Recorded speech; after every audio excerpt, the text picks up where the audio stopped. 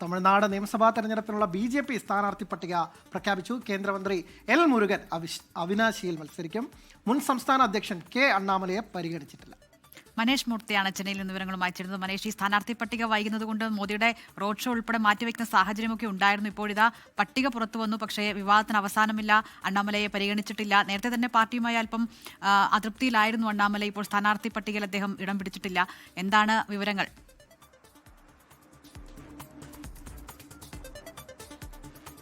Anil, Dilna, BJP പട്ടിക പുറത്തു വരുമ്പോഴും ആ ഒരു അതൃപ്തി എന്തായാലും പുകയുമെന്ന് തന്നെയാണ് മനസ്സിലാക്കാൻ സാധിക്കുന്നത്. കാരണം പട്ടികയിൽ പേരുണ്ടാവില്ല അല്ലെങ്കിൽ സ്ഥാനാർത്ഥിയാക്കില്ല എന്ന ഒരു ഉറപ്പ് അല്ലെങ്കിൽ ആ ഒരു തീരുമാനം നേരത്തെ അറിഞ്ഞതുകൊണ്ട് തന്നെ ആയിരിക്കണം അണ്ണാമലൈ കാര്യമായ അർത്ഥത്തിലുള്ളൊരു പ്രചാരണ പരിപാടികൾക്കൊന്നും ഇല്ല എന്ന് നേരത്തെ തന്നെ പ്രഖ്യാപിച്ചിരുന്നു. പിതാവിന് അസുഖമാണ്, അതുകൊണ്ട് അദ്ദേഹത്തെ നോക്കണം എന്നതായിരുന്നു പറഞ്ഞിരുന്ന ഒരു കാരണം. പക്ഷേ ഒരു കോംപ്രമൈസ് എന്ന രീതിയിൽ രണ്ടിടങ്ങൾ, കോയമ്പത്തൂർ നോർത്ത് അതുപോലെ തന്നെ ഈ പറഞ്ഞ തിരുപ്പൂർ സൗത്ത്, ഈ രണ്ട് സീറ്റുകളിൽ ഏതിലെങ്കിലും ഒന്ന് മത്സരിപ്പിക്കും എന്നുള്ളൊരു ധാരണ അല്ലെങ്കിൽ അത്തരത്തിലുള്ള ചർച്ചകൾ എന്തായാലും നേരത്തെ തന്നെ നടന്നിരുന്നു. പക്ഷേ അതൊന്നും ഈ ഘട്ടത്തിൽ കേന്ദ്രം അല്ലെങ്കിൽ BJPയുടെ കേന്ദ്ര കമ്മിറ്റി അംഗീകരിച്ചില്ല എന്നുള്ളതാണ് മനസ്സിലാക്കാൻ സാധിക്കുന്നത്. എന്തായാലും അണ്ണാമലയ്ക്ക് സീറ്റ് നൽകിയിട്ടില്ല. പക്ഷേ ഏത് രീതിയിലുള്ളൊരു സമവായമാണ് അണ്ണാമലയുമായി കേന്ദ്രം ഉണ്ടാക്കിയിട്ടുള്ളത് എന്നുള്ളതാണ് ഏറ്റവും പ്രധാനമായി ഇനി നോക്കിക്കാണേണ്ട ഒരു കാര്യം. കഴിഞ്ഞ ദിവസം ചെന്നൈയിലെത്തിയ കേന്ദ്രമന്ത്രി പീയൂഷ് ഗോയലുമായി അണ്ണാമലൈ ചർച്ച നടത്തിയിരുന്നു.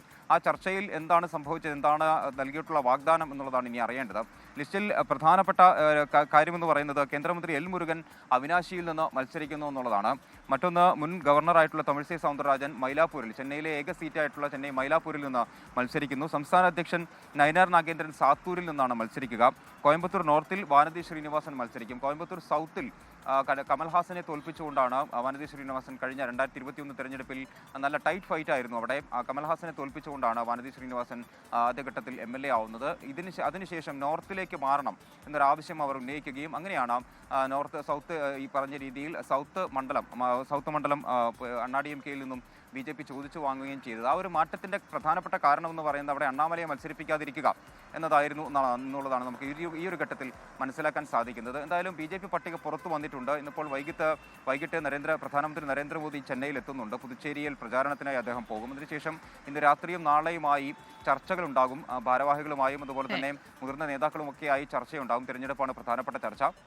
സ്ഥാനാർത്ഥി പട്ടിക പ്രഖ്യാപിച്ച ഒരു സാഹചര്യത്തിൽ പക്ഷേ നാളെ മൈലാപ്പൂരിൽ നടത്താൻ തീരുമാനിച്ചിരുന്ന റോഡ് ഷോ നടക്കാനും സാധ്യതയുണ്ട്. അനിൽ, ദിൽന.